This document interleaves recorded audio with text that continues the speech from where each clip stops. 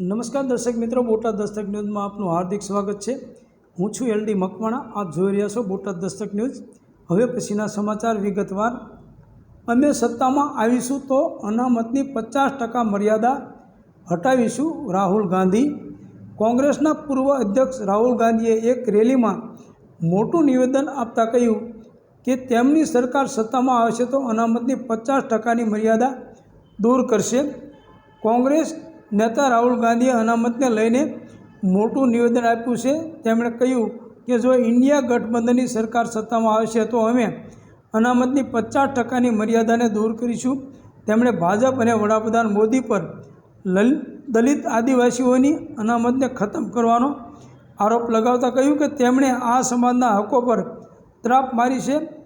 બાંસગાંવમાં India ગઠબંધન વતી સમાજવાદી પાર્ટીના પ્રમુખ અખિલેશ યાદવ સાથેની સંયુક્ત રેલીમાં તેમણે ભાજપ પર બંધારણ બદલવા અને અનામત નાબૂદ કરવાની તૈયારી કરવાનો આરોપ લગાવતા કહ્યું કે આજે ભાજપના લોકો કહે છે કે અમે ડૉક્ટર આંબેડકરનું લખેલું બંધારણ બદલી નાખીશું।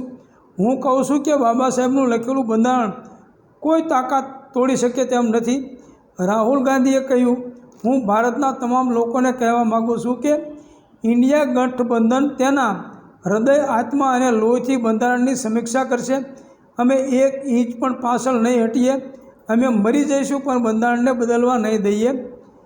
ભાજપ પર આક્ષેપ કરતા તેમણે કહ્યું કે ભાજપનું કહેવું છે કે દલિતો, પછાતો લોકોને, આદિવાસીઓને અનામત ન મળવી જોઈએ। તેઓ અનામત ખતમ કરી દેવા માગે છે।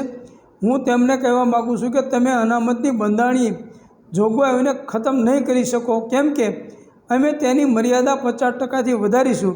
આજે અનામતની મર્યાદા 50%ની રાખવામાં આવી છે। ઇન્ડિયા એલાયન્સે પોતાના ચૂંટણી ઢંઢેરામાં સ્પષ્ટ લખ્યું છે કે જો અમારી સરકાર સત્તામાં આવશે તો અમે અનામતની 50%ની આ મર્યાદાને વટાવીશું અને તેને વધારીને 50%થી વધુ કરીશું। જ્યાં પણ કોંગ્રેસની સરકાર આવી છે, છત્તીસગઢ હોય, મધ્યપ્રદેશ હોય, અમે આ કામ કરીશું। અમે આ કામ આખા ભારતમાં કરીશું। કોંગ્રેસના પૂર્વ અધ્યક્ષે કહ્યું, આ લોકસભાની ચૂંટણી વિચારધારાઓની લડાઈ છે। એક તરફ ભારત ગઠબંધન અને બંધારણ છે અને બીજી તરફ એવા લોકો છે જેઓ આ બંધારણને ખતમ કરવા માગે છે। ભાજપના નેતાઓએ ખુલ્લેઆમ કહ્યું છે કે જો અમારી સરકાર સત્તામાં આવશે તો અમે બંધારણને ખતમ કરી નાખીશું। હું તેમને કહેવા માગું છું કે તમારી સરકાર નહીં આવે। રાહુલે કેન્દ્ર સરકારની અગ્નિવીર યોજનાનો ઉલ્લેખ કરતા તીખી ટિપ્પણી કરી હતી। તેમણે કહ્યું, ભારતના ઇતિહાસમાં પહેલીવાર નરેન્દ્ર મોદીએ સેનાના જવાનોને મજૂરોમાં પરિવર્તિત કર્યા છે। તેમને પેન્શન, શહીદનો દરજ્જો અને કેન્ટીન આપવાને બદલે મજૂર બનાવી દીધા છે। નરેન્દ્ર મોદીએ ભારતના યુવાનોને કહ્યું છે કે જો તમે ગરીબ પરિવારના પુત્રો છો અને સેનામાં જોડાશો તો તમને ન તો પેન્શન મળશે કે ન તો કેન્ટીન મળશે, અને જો તમે શહીદ થશો તો શહીદનો દરજ્જો પણ નહીં મળે। તેમણે કહ્યું કે મોદી શ્રીમંત પરિવારના પુત્રોને કહે છે કે જો તમે અમીર હશો તો તમને પેન્શન મળશે, તમને શહીદનો દરજ્જો મળશે, તમને કેન્ટીન મળશે, તમારા પરિવારને સુરક્ષા મળશે। હું ભારતના યુવાનોને કહેવા માગું છું કે ભારતની ગઠબંધન સરકાર અગ્નિવીર યોજનાને તોડીને કચરા પેટીમાં ફેંકવા જઈ રહી છે। આ સેનાની યોજના નથી, આ નરેન્દ્ર મોદીની યોજના છે। આનાથી દેશના દેશભક્તો અને સૈનિકોનું અપમાન થઈ રહ્યું છે। તેથી જ અમે આ યોજના રદ કરવા જઈ રહ્યા છીએ।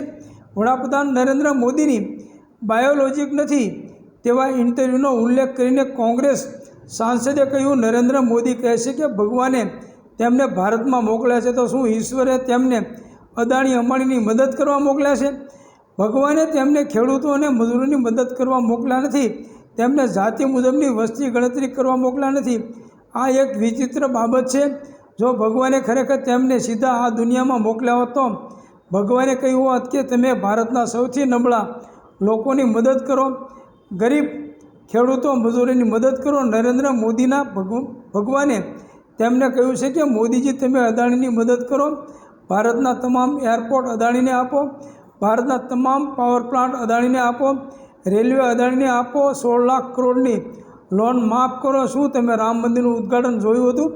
તેના ઉદ્ઘાટન સમયે ભારતના રાષ્ટ્રપતિ જે આદિવાસી સમાજમાંથી આવે છે તેમને કહેવામાં આવે છે કે તમે ન આવો. રામ મંદિરના ઉદ્ઘાટન વખતે એક પણ પછાત વર્ગનો વ્યક્તિ અંદર નહોતો, એક પણ દલિત નહોતો, એક પણ ખેડૂત નહોતો, એક પણ મજૂર નહોતો. અંબાણી અદાણીની યાદી હતી. એટલે વડાપ્રધાન જે પણ કરે છે તે અદાણી અને અંબાણી માટે કરી છે, ગરીબો મજૂરો માટે નહીં. Botad Dastak news, LD Makwana, Botad.